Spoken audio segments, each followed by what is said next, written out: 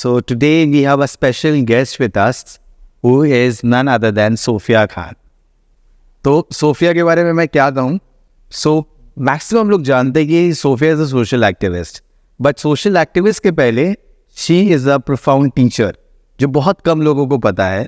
And वो पढ़ाती भी बहुत अच्छे हैं, जितना अच्छा वो भाषण दे पाती है. उसके साथ साथ she is actively was with the fashion industry as well. ये भी बहुत कम लोगों को पता है. So it was a kind of a very roller coaster, the journey I had and been experiencing with Sophia. So I think it's almost 14 years that we know each other.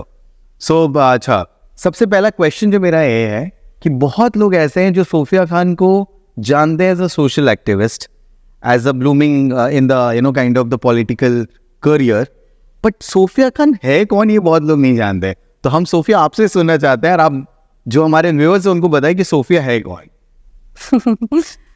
Sophia एक बहुत simple लड़की है. लोग क्या perception रखते हैं पता नहीं, but obviously I am very simple by heart.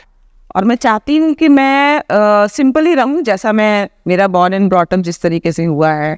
दो आई में लोग के बहुत ज़्यादा बोल्ड है, बहुत अच्छा भाषण दे पाती है, बहुत बोल्डली बातें करती है, but yes, being a women मैं भी एक बहुत सॉफ्ट वुमेन हूँ, जो बहुत जल्दी टेंशन में आ जाती है, जो बहुत जल्दी डिप्रेस हो जाती है इफ समथिंग गोज रॉन्ग. तो basically Sofia just a simple human being, जो आम लोग होते हैं बिल्कुल सोफिया भी वैसे ही है. तो सोफिया एक बहुत आम लड़की है, बट ये आम में कुछ खास बात है. करेक्ट. सो सोफिया, मतलब we have really seen you, बहुत कम लोग जानते हैं कि आप टीचर भी है, बट कहीं ना कहीं वो पता चल जाता है जब आप स्टेज में होते हो, माइक पकड़ते हो, जो कॉन्फिडेंस लेवल आपका होता है.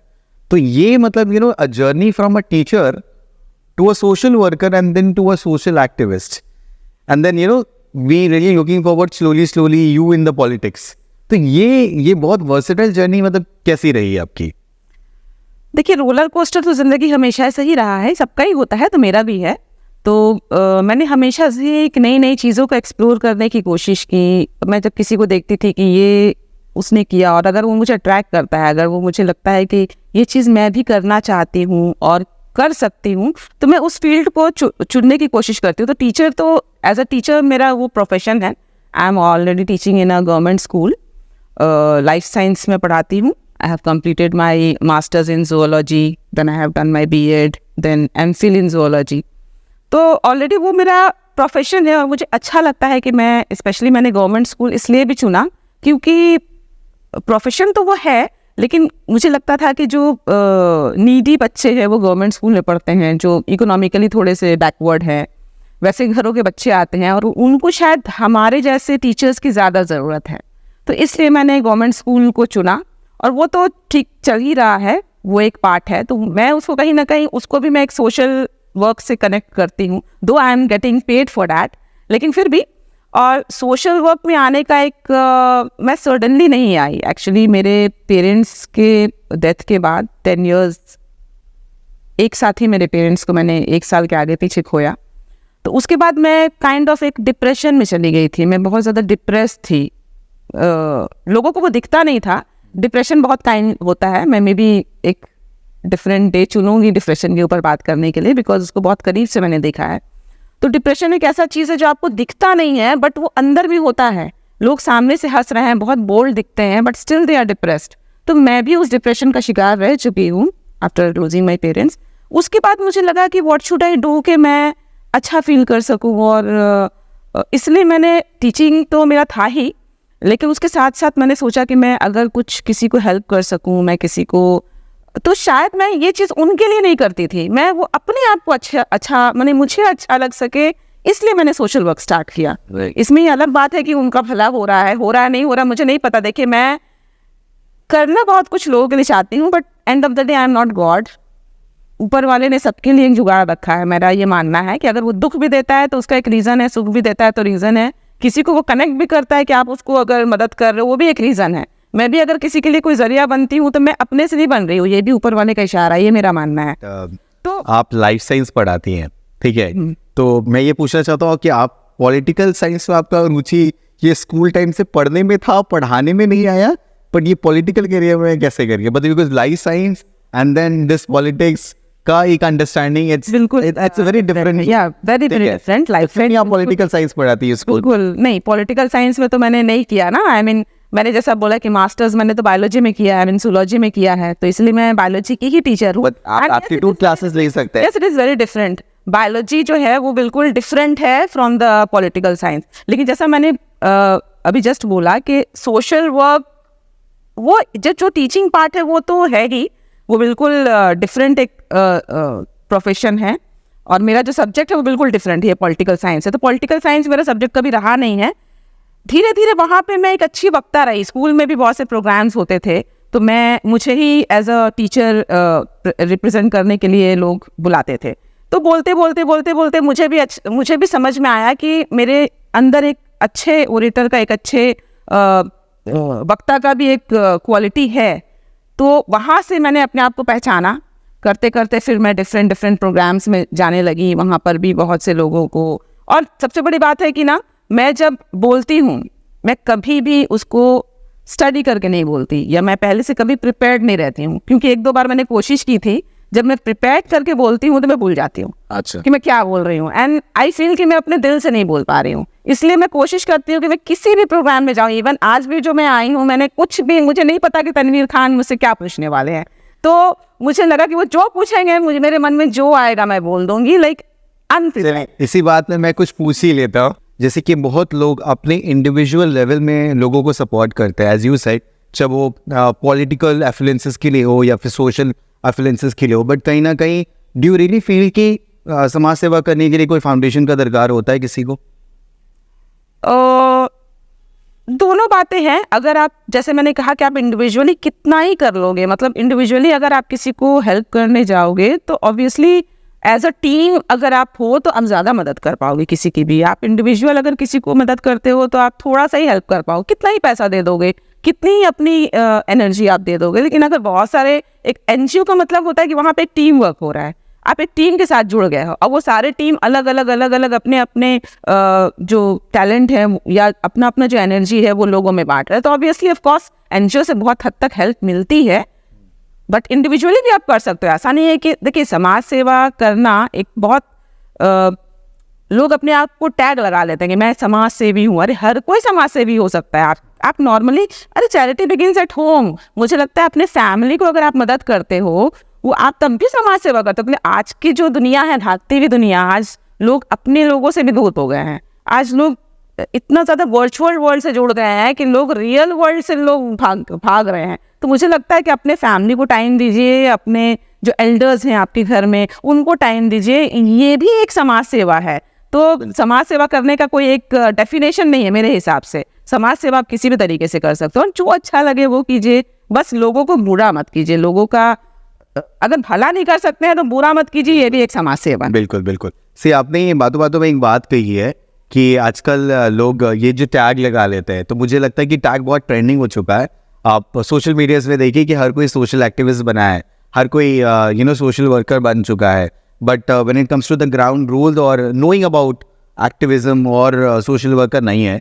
So Sophia, we have seen that you also have a foundation, correct, and closely pandemic के द्वारा you have worked a lot.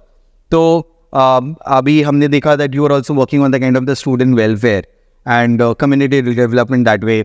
Also you working on the poverty alleviation, जहाँ पे आप जो अफोर्ड नहीं कर पाते खाना, आप उनको भी खिला रहे हैं, करेक्ट। सो हमें क्या, मतलब ऐसे ही, मतलब if you really talk about the nation of this India, ठीक है, सो सबसे ज़्यादा क्या ज़रूरी है? गरीबों को खाना खिलाना या गरीबों को मौका देना ताकि वो अपना खाना खुद से बना सके? ऑफ कोर्स सेकंड ऑप्शन ज़्यादा अच्छा है कि लोगों को अगर हम एम्पावर्ड कर दें कि वो अगर आज हम खिलाएंगे तो वो तो एक ही दिन खिलाएंगे ना। अगर हम उनको उस तरीके से स्किल बेस्ड उनको अगर कुछ हम सिखा देंगे या उनको किसी भी तरीके से एम्प्लॉयमेंट देंगे तो वो तो डेली खाना खाएगा। तो ये तो बहुत ऑब्वियस सी बात है। लेकिन खाना, जब पैंडेमिक की बात थी तो उस वक्त तो जॉब भी नहीं था, जॉब भी जा रहे थे, लोगों के पास पैसे भी नहीं थे, तो उस वक्त बहुत ज़रूरी था कि आप लोगों को खाना पहले दीजिए। जॉब तो जान बचेगी तब लोग कुछ करेंगे। तो ये डिपेंड करता है कि कैसी सिचुएशन है। अगर किसी भी तरह का एपिडेमिक है, पैंडेमिक है, या ऐसा कुछ हालात बन गया है जहाँ लोगों के पास खाने को नहीं है, तो ऑब्वियसली पहले तो खाना ही दीजिएगा।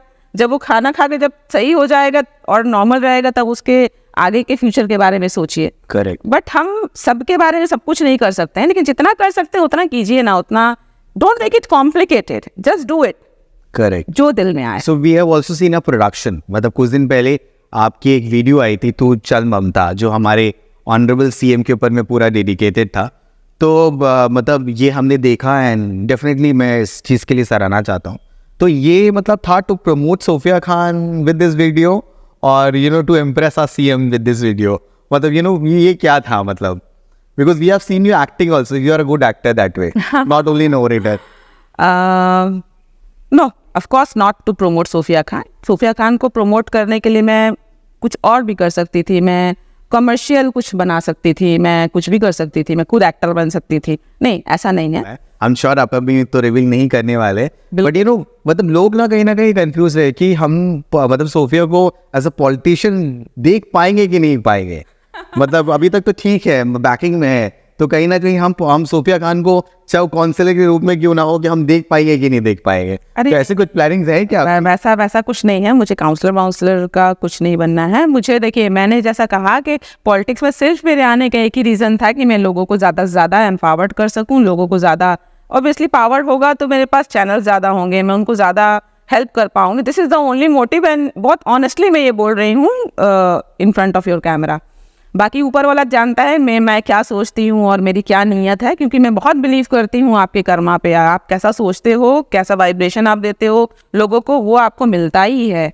और कहीं ना कहीं यही रीज़न है कि मैं अपने लाइफ में इतनी सारी बाधाओं के बाद भी मैं थिक स्ट्रेट निकल जाती हूँ। लोग मुझे प्यार करते हैं, इतने दिनों में मैंने अगर लोगों की रिस्पेक्ट अर्न की है, लोगों का प्यार पाया है, तो यही तो मेरा सक्सेस है। और क्या, सक्सेस बोलते किसको है? सक्सेस मेरे हिसाब से सक्सेस के पैरामीटर ये नहीं कि आपने कितना पैसा, कितना पोस्ट, कितना, अगर मैं बहुत ज़्यादा पोस्ट में जाने के बाद गालियाँ ही खा रही हूँ तो वो मेरे लिए सक्सेस नहीं है। लेकिन अगर ठीक है, मैं so called councillor, MLA, MP अगर नहीं भी बनी तो मैं लोगों के दिल में तो जिंदा हूँ, लोग मुझे प्यार तो करते हैं, वही तो मेरा सक्सेस है। या सो ये सारी बातों के पीछे एक बात तो हम भूल नहीं सकते कि Sophia has 2 blessed son, right? And ये सारा टीचिंग प्लस ये सोशल वर्क, फाउंडेशन का काम, फिर प्रवक्ता हिसाब में जाना, मतलब एज अ ऑडिटर आपको डिफरेंट प्ले, प्लस सोशलाइज होकर ये parties and then promotions and branding, मतलब इतना कुछ कैसे कर पाते हैं? Touch wood. जैसा मैंने कहा, yes I am blessed somewhere. हर किसी की लाइफ में नेगेटिव पॉजिटिव सब कुछ होता है, लेकिन ओवरऑल ऑन एन एवरेज देखा जाए तो आई एम ब्लेस्ड। आई हैव 2 प्यारे प्यारे बच्चे और बहुत प्यार करते हैं मुझे। I have a good family life, आप जैसे दोस्त हैं हमारे, और क्या चाहिए और ज़िंदगी में? मतलब बस सब कुछ मैनेज करने की कोशिश करती हूँ एज ए ह्यूमन। हर कोई करता है, हर कोई भाग रहा है अपनी ज़िंदगी में कि बस ज़िंदगी को अच्छे से ज़िंदगी जीनी है, तो वही ज़िंदगी जीने के लिए मैं हर एक चीज़ को एक्सप्लोर करती हूँ कि I am a teacher, I am a mother, I am a dreamer, I am a home maker, I am a politician, I am a teacher. मतलब सब कुछ करना है मुझे ज़िंदगी में। हर कोई ऐसा सोचता है, कहीं ना कहीं हम सबके सपने होते हैं कि हम सब कुछ कर लें। अभी आपने एक बात बोला यहाँ पे कि ये जो अभी पॉलिटिकल एजेंडाज बन गए, तो बट मेरे को तो ऐसा लगता है कि कोई भी नेशन डेवलपमेंट करने के लिए पॉलिटिक्स है हमारा। कहीं ना कहीं ये पॉलिटिकल जो लोग हैं वो तो कहीं ना कहीं लोगों को डेवलपमेंट के लिए होता है। तो ये मुद्दा कहीं ना कहीं हम जो ये बाइफिकेशन भी करते हैं ना, ये पॉलिटिक्स मुद्दा, ये पॉलिटिक्स मुद्दा नहीं, तो कहीं ना कहीं everything is related to politics.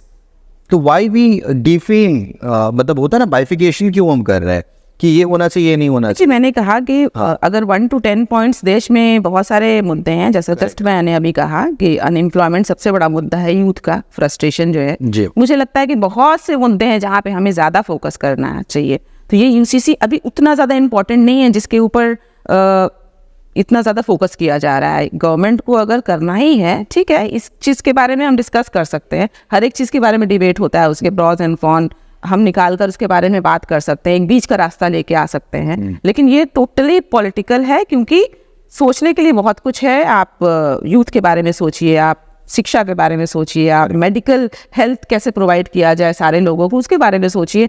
तो ये प्राइमरी मुद्दे हैं। करेक्ट। सो हमारी वार्तालाप बहुत इंस्पायरिंग रही है एंड आई एम श्योर जो भी हमारे व्यूअर्स वो हमें देख रहे हुए, जाते जाते मैं चाहता हूँ कि सोफिया हमारे जितने भी व्यूअर्स हैं उनके लिए कुछ आप कहें।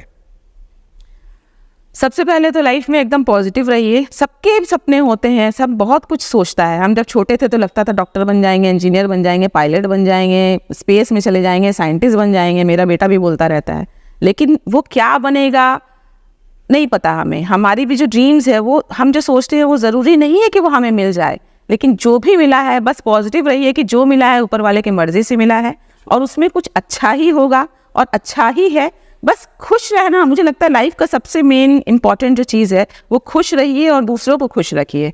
तो हालात जो भी हों, जैसे भी हों, सपना पूरा हुआ नहीं हुआ, आप अपने सपने को मोल्ड कर दीजिए। प्लान ए, जैसे हम कहते हैं ना, प्लान ए नहीं है तो प्लान बी में जाइए, बट खुश रहिए ultimately. Thank you, Sophia. It was pleasure and overwhelming to have you with us.